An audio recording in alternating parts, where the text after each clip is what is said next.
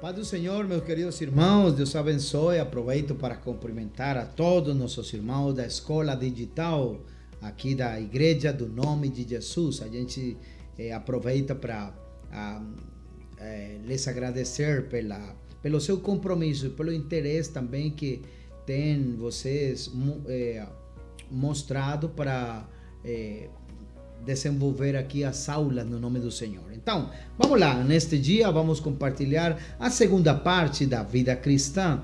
Estamos tendo um estudo a respeito da vida cristã, então vamos falar as áreas de desenvolvimento da vida cristã. Porque nós vamos aproveitar agora para falar pelo menos de 3 áreas que são de fato muito importantes. A primeira delas é a vida cristã em relação a Deus. A segunda é a vida cristã em relação à igreja. E a terceira é a vida cristã em relação à sociedade.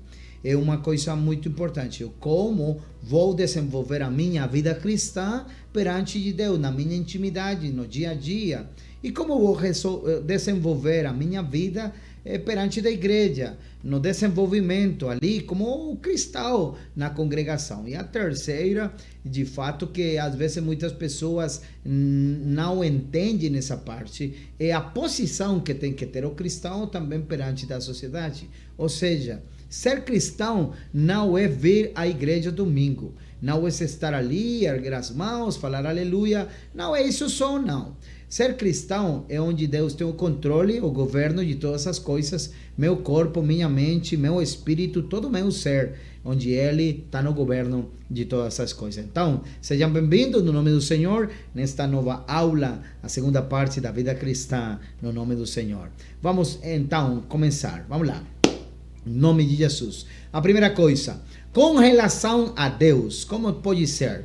Vamos ler o que diz a Bíblia no livro de Deuteronômios, o 5º livro da Bíblia, Deuteronômio, capítulo número 10, o versículo número 12. Temos ali versículo 12 e o versículo 13. Está escrito assim, tem aqui um trecho da Bíblia muito bonito. Diz assim: agora, pois, ó Israel, que é o que o Senhor teu Deus pede de ti? Senão que temas ao Senhor teu Deus, que andes em todos os seus caminhos e que o ames e sirvas ao Senhor teu Deus com todo o teu coração e com toda a tua alma, que guardes os mandamentos do Senhor e os seus estatutos que hoje te ordeno para o teu bem. Então, a primeira coisa que nós observamos aqui no tocante à minha relação com Deus é que Deus exige de nós não aquilo que o homem interpreta, porque a Bíblia diz que o Senhor deseja é que o homem tenha temor a Deus. Isso é muito importante, que tema ao Senhor, que andes nos seus caminhos, em todos os seus caminhos, e que ames e o sirvas ao Senhor com todo teu coração e com toda a tua alma. Então, se a gente pode resumir esta passagem, a gente vai falar que temas ao Senhor, que ande no seu caminho e que ames ao Senhor. Temas ao Senhor, ande no seu caminho e que tenhas amor servindo ao Senhor com todo o seu coração. Quando a gente fala da vida cristã, na vida prática, temos alguns termos que nós utilizamos muito, e de fato muitas pessoas que estão chegando à igreja não conhecem. Então a gente fala do culto, fala do louvor, fala da adoração, fala de jejum, fala da vigília, fala da corrente de oração, fala até das reuniões de evangelismo, fala das reuniões de amizade, fala de muita coisa. Termos que para as pessoas novas não são muito bem esclarecidas. Então vamos aproveitar esta aula para falar um pouco mais prático. O que é o culto? O que é a vigília? O que é o jejum? Assim, muito rapidamente, vamos tentar dar alguma definição ao respeito. Então, vamos começar com o culto. A Bíblia diz no livro de Romanos, o capítulo número 12, o versículo número 1, diz assim a palavra do Senhor. Romanos capítulo 12, o versículo número 1. Rogo vos, pois, irmãos, pela compaixão de Deus, que apresentei os vossos corpos em sacrifício vivo, santo e agradável a Deus, que é o vosso culto racional. Culto não é simplesmente a reunião que nós temos aqui todas as semanas. Não é simplesmente isso. Culto é uma atitude do coração, da vida da pessoa permanentemente.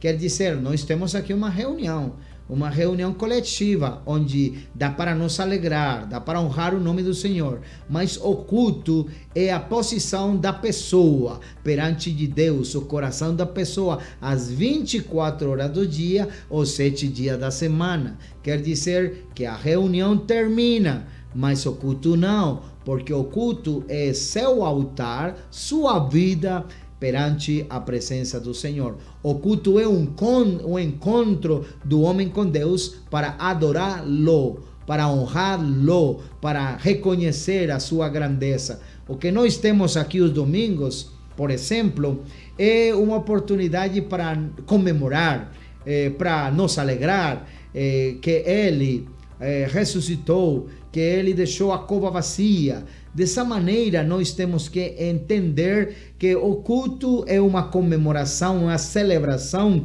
onde coletivamente a gente pode se reunir para glorificar, honrar o nome do Senhor. Mas, aliás disso, o culto não termina nas 9 horas, às 8 horas, a segunda, sexta ou sábado. O culto é desenvolvido dia a dia, na atitude de uma pessoa perante a presença do Senhor. A segunda coisa que o louvor, porque nós falamos aqui, vamos, irmão, cantar um louvor. E o louvor é uma expressão onde a gente reconhece as promessas, onde a gente reconhece a grandeza e o poder de Deus. Louvar é exaltar, louvar é reconhecer. O livro de Salmos fala muita coisa ao respeito do louvor. Diz o livro dos Salmos: contudo, tu és santo, entronizado entre os louvores de Israel. Porque, irmãos, quando nós falamos de louvar, falamos de exaltar, de engrandecer, de expressar com todo o nosso coração o reconhecimento ao Ser Supremo, neste caso o único digno de louvor e adoração é o Criador dos céus e a terra, Jesus Cristo, o Senhor. Os Salmos, o capítulo número 100, o versículo número 4, diz a palavra do Senhor: entrai pelas portas dele com gratidão, e em seus átrios com louvor, louvai-o e bendicei o seu nome, porque o Senhor é bom. E a eterna, a sua misericórdia, a sua verdade dura de geração em geração. Então, irmãos amados, quando a gente fala de louvar, falamos a oportunidade que nós temos também para reconhecer, entrando pelas portas com gratidão. Vamos honrar seu maravilhoso nome. A Bíblia diz: bendecirei ao Senhor em todo tempo, o seu louvor estará sempre nos meus lábios, na minha boca. Vai te glorificar, vai te honrar pela sua grandeza, pelo seu poder, e todos ouvirão e se alegrarão do poder da grandeza do Senhor Jesus Cristo. Adoração. Temos também o termo de adoração. A gente fala, vamos adorar ao Senhor. E adoração não é bater palmas, não é pegar o instrumento, não é tocar uma música. Adoração não é simplesmente vir até o culto para se congregar. Adoração é um ato, é uma expressão. Adoração é reconhecimento. Adoração é dar reverência, honra ao Senhor com toda a sua vida. Deus é espírito, e diz a Bíblia que importa que os seus adoradores adorem em espírito e em verdade. Então, o que nós temos aqui, quando uma pessoa adora a Deus, adorar parte de um verdadeiro encontro com Deus. Só uma pessoa que tenha um encontro verdadeiro com Deus vai conhecer o que é adoração.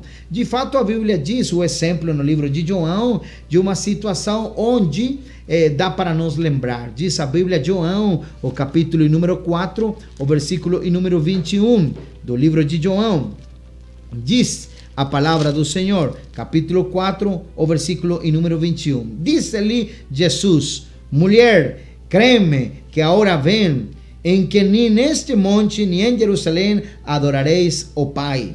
Vós adorais o que não sabeis, nós adoramos o que sabemos. Então, quando a gente fala de adoração, adoração não é gritar forte, não é bater palmas. Adoração tem a ver também com conhecimento. Tem gente que não conhece o que adora, não conhece o que fala. Então, está falando porque outro fala. Levanta a mão porque outro levanta a mão. Ergue a voz porque outro também faz igual. Mas a Bíblia diz: vós adorais o que não sabeis. E tem um monte de pessoas que não sabem o que estão fazendo porque não conhecem ao Deus da Bíblia, não têm conhecimento da doutrina, não têm conhecimento dos alicerces, da estrutura da doutrina de Deus. E diz a Bíblia: nós adoramos o que sabemos, porque a salvação vem dos judeus. Mas a hora vem e agora é em que os verdadeiros adoradores adorarão ao Pai em espírito e em verdade. Então a Bíblia vai nos dizer que o verdadeiro adorador é aquela pessoa que adora no espírito e em verdade. Adora com toda a sua sinceridade, com todo o seu coração e com toda a sua vida. Então, quando nós temos oportunidade de falar de adoração, temos muitas coisas para esclarecer, mas nesta lição da vida cristã, o que a gente tenta é dar como alguns conceitos rapidinhos de algumas coisas que acontecem na igreja. Falamos do culto, falamos da vigília, falamos da adoração, do louvor. Então, a ideia é dar algum tipo de conceito rapidamente. O jejum, por exemplo, tem um monte de coisas que falam de jejum uma coisa, jejum outra. A Bíblia fala do verdadeiro jejum. A Bíblia fala que não é simplesmente uma pessoa falar: eu estou de jejum, e ali vivendo com uma vida ruim, uma prática que não é correta, que não é de acordo com aquilo que a Bíblia diz. Jejum parte de se abster ou de não comer alguma coisa, mas especialmente de apartar ou separar um tempo para orar e dedicar um tempo para Deus. Vamos supor, vamos orar pelo pedido, vamos acompanhar a igreja. É um momento de oração para nós procurar a presença do Senhor e ter maior sensibilidade na procura da presença do Senhor, e assim alcançar grandes coisas. A Bíblia vai nos dar alguns exemplos muito bonitos. No livro de Atos dos Apóstolos, se você consegue, vamos ler. Atos dos Apóstolos, o capítulo número 13, diz a palavra do Senhor, o versículo número 2. Diz: e sirvendo eles ao Senhor e jejuando, disse o Espírito Santo. Quer dizer que a igreja tinha um pedido, tinha uma situação e não sabia o que fazer. Então eles falaram: vamos jejuar, vamos orar, vamos nos aproximar à presença do Senhor. E aí então diz a Bíblia que sirvendo eles ao Senhor e jejuando, o Espírito falou para eles: apartai-me a Bernabé e a Saulo para a obra do ministério que tenho chamado para eles. Então, isso aí é o que tem a ver com o jejum. De fato, vou repetir de novo, eu não pretendo aqui falar muito, dá para muita coisa explicar, só que eu quero nesta lição dar ali como algumas orientações gerais, né? Ao respeito de alguns conceitos que nós temos na igreja. Que a vigília, o que é uma vigília? Eu lembro-me que nos dias da minha infância, da minha criação, a vigília tinha outro conceito. Na verdade, a gente chegava na igreja, tínhamos um momento de oração, muita oração, mais oração, e aí orávamos sempre com um propósito. Então o pastor falava, vamos orar então pela família, e todo o pessoal orava pela família. E após isso o pastor falava, agora vamos orar pela obra do Senhor, e aí orávamos a noite toda orando, clamando e tudo. Mas ao longo do tempo tornou-se como uma festa pentecostal, como de muita palma, muita música e muitos instrumentos e tal, então tá ok. Mas na verdade o que mais importa aí é a atitude do coração. A Bíblia vai falar também da primeira vigília, da segunda vigília, terceira vigília, quarta vigília, porque a noite toda está dividida em 4 vigílias. Então a pessoa fala, aqui não é uma vigília, porque não começamos nas 6 horas da tarde, às 18 horas, e tínhamos que passar direto até às 6 horas da manhã, o seguinte dia. Mas agora tem vigília de meia-noite e outra coisa. Na verdade, que a meu parecer, com muito respeito uma pessoa ou a outra, o mais importante não é o tempo, não é a hora, o mais importante é a atitude do coração, o mais importante é as condições que uma pessoa tem para se aproximar ao Senhor. Quando a gente fala da oração, nós temos também que a oração não é repetir e repetir e repetir, não. A oração é uma oportunidade para se aproximar na presença de Deus. É para expressar aquilo que eu estou sentindo no meu coração e falar com liberdade ao Senhor. E falar o tipo diálogo, sabe? Tipo conversa, orando ao Senhor com toda a liberdade. Isso é uma oração. Mas agora tem algum tipo de misticismo ali, como uma coisa que na verdade que até a gente percebe aqui um jeito que as pessoas têm como uma coisa assim, se fora de outro mundo ali, fazendo uma oração. Não, oração é uma conversa, é orar, é falar com Deus, é abrir o coração, é dizer ao Senhor aquilo que você está sentindo na sua vida. Então na Bíblia diz, não sejas como os hipócritas ou como os fariseus, que eles gostam de ser observados lá na praça pública, ali erguendo as suas mãos, mas são de 2 faces. Não faça isso, porque Deus conhece a intenção do coração. Eu gosto dos irmãos que têm essa motivação pela corrente de oração, pelo círculo de oração, pelo momento de oração na sua casa, porque diz a Bíblia que o Senhor deseja que em todos os lugares o homem ore dedicados perante de Deus, levantando as mãos, sem ódio e sem brigas. E hoje tem muitas pessoas, que querem orar ao Senhor, mas tem ódio no seu coração. Tem também brigas na sua casa.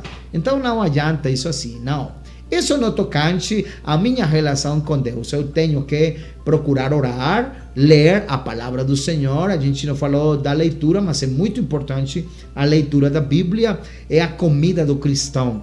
Mas também não é bom que uma pessoa deixe de se congregar, porque uma da nossa responsabilidade é nos congregar, procurar a igreja, porque a igreja é o lugar que Deus estabeleceu para nosso crescimento, para nossa formação.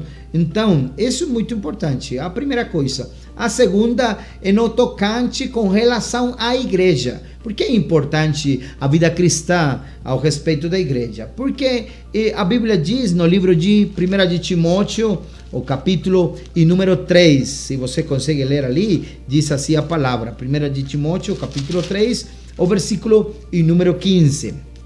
Mas se tardar, para que saibas como convém andar na casa de Deus, que é a igreja do Deus vivo, a coluna e firmeza da verdade. Mas o apóstolo Paulo está falando para Timóteo, mas se eu demorar, esta carta vai lhe dizer como devemos agir na família de Deus, que é a igreja do Deus vivo. Olha só como o apóstolo Paulo dá um conselho para Timóteo. A igreja do Deus vivo, a família de Deus, que é a igreja, a qual é a coluna o alicerce da verdade. Então, nós na igreja temos alguns termos e temos também algumas coisas que de fato vai nos ajudar para crescer. Temos comunhão na igreja, temos sujeição na igreja, temos amor fraternal, temos unidade e temos fidelidade. Coisas que a gente vai de grão, adquirindo, aprendendo e se acostumando a viver no controle do Espírito Santo. A comunhão é de fato muito importante. Imagina, o cristão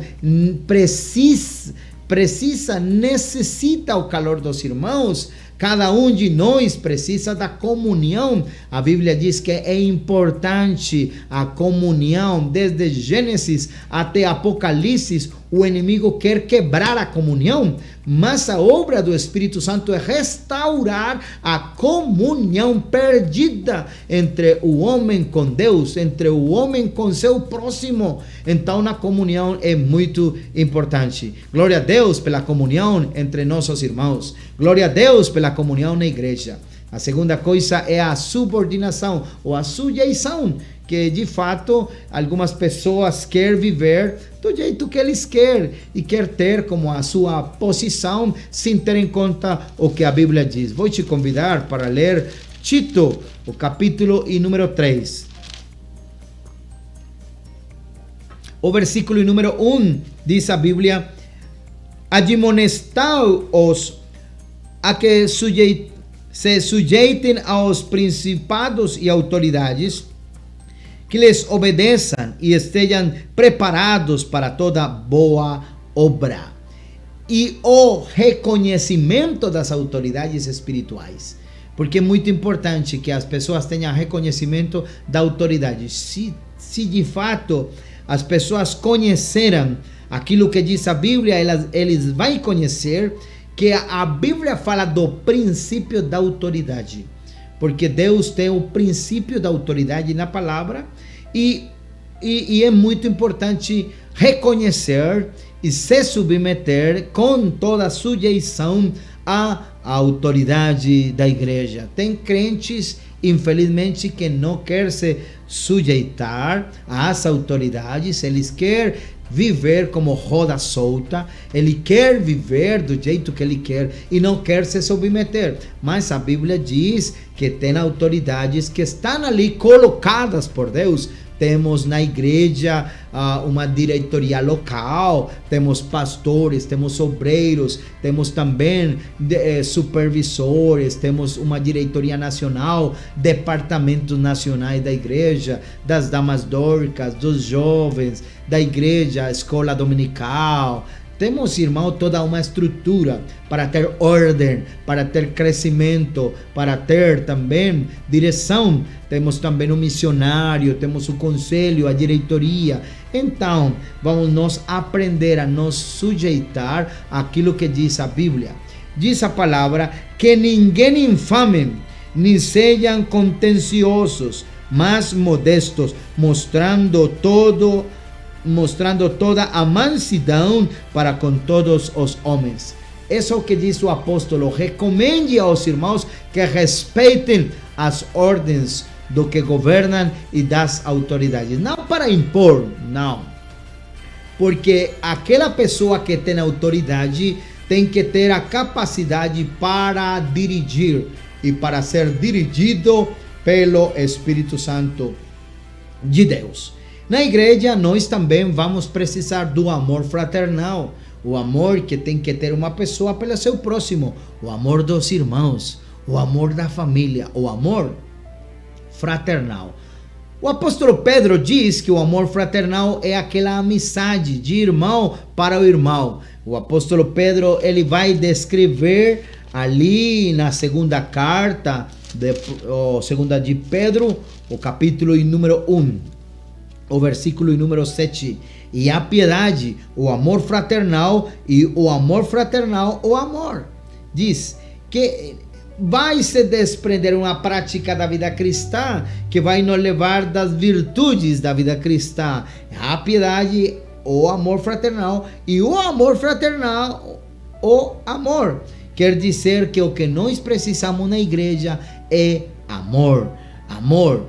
É interessante, amados irmãos, observar que os grandes líderes da Bíblia, os grandes homens que falam a Bíblia, pelo menos um companheiro eles tinham onde encontraram um apoio. Que bom que você possa ter apoio na igreja, o irmão que possa lhe apoiar, o irmão que possa estar ali. Vamos nos lembrar de algumas pessoas ali no tocante ao que diz a Bíblia. Moisés encontrou a Josué, até encontrou Arão também para ali ter o apoio nos momentos de maior dificuldade. Bernabé encontrou em Paulo uma boa amizade, uma pessoa para ter um apoio.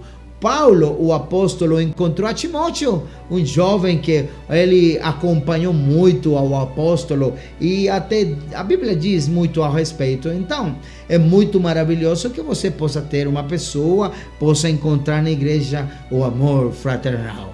A igreja tem que ser um lugar de amor, porque não dá para nós nos congregar e não ter aquela aproximação a outros irmãos com o amor de Deus. O amor do Senhor tem se derramado em nossos corações para nós também dar amor a nosso próximo. Então também vamos falar da unidade. E olha só, o que o inimigo quer sempre é quebrar a unidade do corpo, a unidade do espírito, a unidade da doutrina. A unidade é a estrutura da igreja, como corpo, como doutrina, como corpo ministerial também. Mas nós, como igreja, temos que fortalecer a unidade. Aí onde você está, é possível que ainda não temos o local, ainda não temos o pastor, o obreiro que possa ficar ali como tomando conta das coisas na sua cidade. Mas não quer dizer que não temos igreja, porque a igreja não depende das quatro paredes. A igreja é você, e você faz parte da igreja do Senhor, você faz parte da obra do Senhor, aqui no Brasil, no mundo todo também.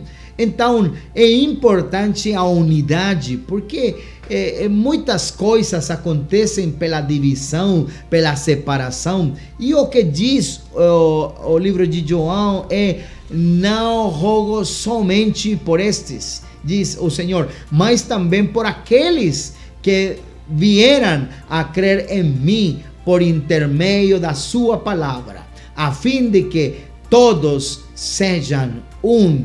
E o livro de Efésios também fala da unidade, o valor e a importância que tem a unidade na igreja, amor entre os irmãos, juntos na luta, com compromisso e responsabilidade. E na vida cristã também vamos falar de fidelidade. Fidelidade não é simplesmente uma palavra, fidelidade é em tudo. Eu sou fiel assistindo aos cultos, honrando o Senhor. Mesmo que o pastor possa enxergar ou possa que não enxergue os meus atos, mas eu reconheço que estou perante a presença de Deus.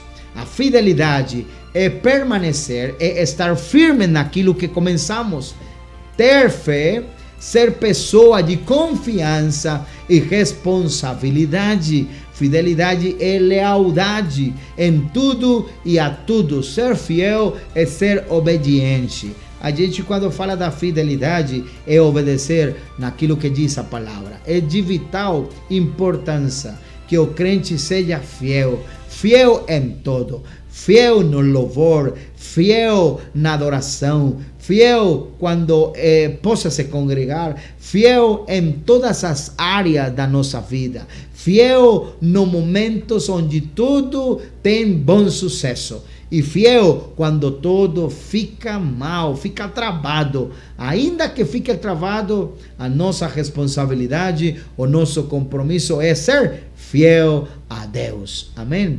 Então, meus queridos irmãos, a palavra de Deus nos diz que fomos fiel no pouco, também seremos fiel no muito. Ou seja, que não chegaremos ao muito se não formos fiel no pouco. Se você quer acrescentar e crescer na sua vida cristã, seja fiel no pouco.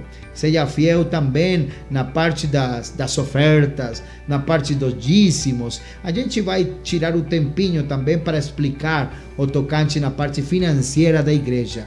Porque diz o livro de Lucas, o capítulo e número 16, o versículo e número 10. Quem é fiel no pouco, também é fiel no muito. E quem é injusto no pouco, também é injusto no muito. Tem gente que tem muito trabalho para ser fiel no pouco. Imagina como vai ser quando ele possa receber muito, ou quando tenha muito, de fato não vai ter a possibilidade.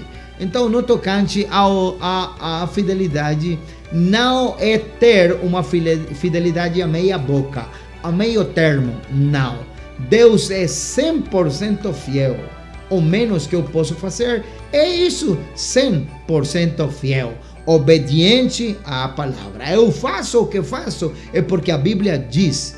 E Deus é absolutamente fiel. E a fidelidade de Deus é a base sobre a qual todo cristão está edificado. Se Ele é fiel, eu também vou ser fiel. Sou fiel ao Senhor porque Ele é fiel acima de todas as coisas. Então, gente, que áreas são aquelas onde eu tenho que ser fiel? Na verdade, em tudo, porque nós somos crentes em tudo ou não somos crentes em nada. Mas a fidelidade no relacionamento com Deus, seja fiel na oração, seja fiel na procura da presença de Deus, seja fiel honrando o Senhor. A Bíblia diz: não terás o outro Deus diante de mim. Seja fiel honrando que Deus é um e que um é seu nome. Não tenha o outro Deus, não troque as convicções, não permute as convicções, não mude as suas convicções. Não, seja fiel perante Deus que Ele ordenou, como diz a sua palavra. Seja fiel na doutrina, a sã doutrina. Você que está crescendo na escola, você que está pegando a Bíblia, você que está tirando o tempo para ler o que a Bíblia diz junto com a gente aqui, então seja fiel na doutrina. A doutrina que a gente está pregando, ensinando ao respeito dos alicerces, a doutrina, Deus é um ensinamento do batismo, da vida cristã, o governo do Espírito, a salvação, a santificação, a regeneração. Tudo isso, seja fiel na doutrina. Seja fiel no conhecimento, seja fiel na leitura. A fidelidade a Deus é fidelidade à sua palavra, é obediência na sua palavra. Deus nos deu a sã doutrina e Ele exige de cada um de nós fidelidade. O apóstolo Paulo exorta a Tito quando no tocante ao trabalho dos presbíteros. E ele diz, Tito capítulo 1, deve se manter firme na mensagem que merece confiança e que está de acordo com a doutrina. A mensagem que merece confiança e que ela está enquadrada com a doutrina, está encaixada com a doutrina. Porque tem mensagens hoje, meu querido, mensagens maravilhosas, mas não enquadram com a doutrina, não enquadram com a sã doutrina. E a Bíblia diz, assim ele poderá animar os outros com verdadeiro ensinamento. Olha só, o verdadeiro ensinamento é aquele ensinamento que enquadra com a sã doutrina, com o ensinamento da doutrina, porque diz a Bíblia que vai livrar a pessoa dos erros. Se a pessoa está pregando uma mensagem muito bonita, mas a mensagem não enquadra, não está de acordo à doutrina, então ela não vai libertar, ela não vai mostrar erros da pessoa, porque ela vai ficar ali achando que tudo está certo. Mas o que é certo é ser fiel a Deus na doutrina, tá bom? Agora, vamos também ser fiel a Deus nos votos. Votos, as expressões do nosso coração, votos feitos. A pessoa fala, olha, que é o voto? O voto é uma expressão do coração. Vamos supor, temos congregações onde estamos construindo, onde estamos levando a mensagem, onde não temos uma propriedade, pagamos aluguel, onde temos também uma família pastoral que temos ali a necessidade de manter e enviar para ele a manutenção. Temos muita coisa. Mas temos irmãos que falam, eu vou dar uma oferta especial. é um voto para ajudar a levar a palavra a uma cidade, para dar uma ajuda a uma viúva, a um órfão, para compartilhar com alguma outra pessoa, tal, um monte de coisas. Na vida nós assumimos muitos compromissos, muitas promessas. Então na Bíblia fala dos votos que fazemos a Deus. E diz a Bíblia: então haverá um lugar que escolherá o Senhor, vosso Deus, para ali fazer habitar o seu nome, no caso nosso, o lugar onde temos a nossa congregação. A esse lugar farei chegar tudo o que vos ordeno, os vossos holocaustos, os vossos sacrifícios, os vossos dízimos, as ofertas das vossas mãos e toda a escolha dos vossos votos feitos ao Senhor. Diz o livro de Deuteronômio, o capítulo 12, o versículo e número 11. A Bíblia diz: então eu, o Senhor poderoso, ordeno que tragam todos os seus dízimos aos depósitos do templo, para que haja bastante comida na minha casa, e ponham-me à prova, e verão o que eu farei. Abrirei a janela do céu e farei cair sobre vocês as mais ricas bênçãos. Diz o livro de Malaquias, o capítulo e número 3, o versículo e número 10. Então, irmãos, eu quero lhes convidar para ser fiel a Deus em cada uma das áreas da nossa vida, com todo o nosso coração, com todas as nossas convicções. E finalmente, a última parte, com relação à sociedade, como tem que ser o nosso agir, como tem que ser a vida cristã. Livro de Mateus, o capítulo número 5. Uma lição assim, muito rápida nos pontos que nós estamos conversando, mas acredito que dá para tirar algumas dúvidas. Algumas dúvidas. Capítulo número 5, versículo número 20, diz assim a palavra: porque vos digo que se a vossa justiça não exceder as dos escribas e fariseus, de modo nenhum entrareis no reino dos céus. Então aqui temos como a minha relação com a sociedade, como a minha relação com o Estado, com os vizinhos, com a família e com a comunidade. Porque eu, como cristão, tenho uma responsabilidade perante do Estado, perante dos vizinhos. Imagina um crente brigoso ali na rua, brigoso com os seus vizinhos, brigoso com a sua família. Meu Deus do céu, acontece, às vezes acontece, mas não é o correto, não é o que nós, irmãos, temos aprendido. Não, muitas pessoas hoje, infelizmente, vivem além daquilo que nós ensinamos, porque não estamos ensinando isso e eles estão fazendo outra coisa diferente. Mas nós desejamos que a pessoa possa pegar o que diz a palavra do Senhor e fique ali ligado no que diz a palavra do Senhor. Então, no tocante ao Estado, como tem que ser o meu relacionamento com o Estado? Olha, meu querido, se você tem que pagar a sua declaração, paga a sua declaração. Vai você fazer o que tem que fazer, vai ter ali uma responsabilidade muito importante com o Estado, porque temos ali que cumprir com a nossa responsabilidade, porque as autoridades estão no serviço de Deus para o bem de vocês. Mas se você faz mal, então tenha medo, pois a autoridade de fato tem poder para castigar. Elas estão no serviço de Deus e trazem o castigo deles sobre o que fazem o mal, diz o livro de Romanos. Com os vizinhos, eu quero lhe convidar para que você tenha uma boa testemunha ali na sua comunidade com os vizinhos, viu? Como crente, que eles possam observar que você é luz, que você é sal da terra, que você é um homem ou uma mulher de Deus, que você é uma família de Deus. Na família, como pai, como mãe, você vai se comportar como crente, como filho de Deus. Ora com a sua família, fala da palavra com a sua família, ajuda a sua família a crescer, porque eles precisam ter um bom desenvolvimento, mas juntos vamos dar o melhor de cada um de nós. Faça a sua parte e você vai crescer conforme o que diz a Bíblia. Com a comunidade, Uma comunidade é um grupo de pessoas ali onde você trabalha, onde você está fazendo o seu serviço. Eu quero lhe convidar para que você possa se manter como cristão, como luz. Não deixe de fazer o bem, diz a Bíblia. Não deixe de ajudar aos outros, pois são esses os sacrifícios que agradam a Deus. Fazer o bem e ajudar ao próximo. Fazer o bem, faça aquilo que é bom. Faça-lo tudo bem no nome do Senhor como crente perante da sua presença.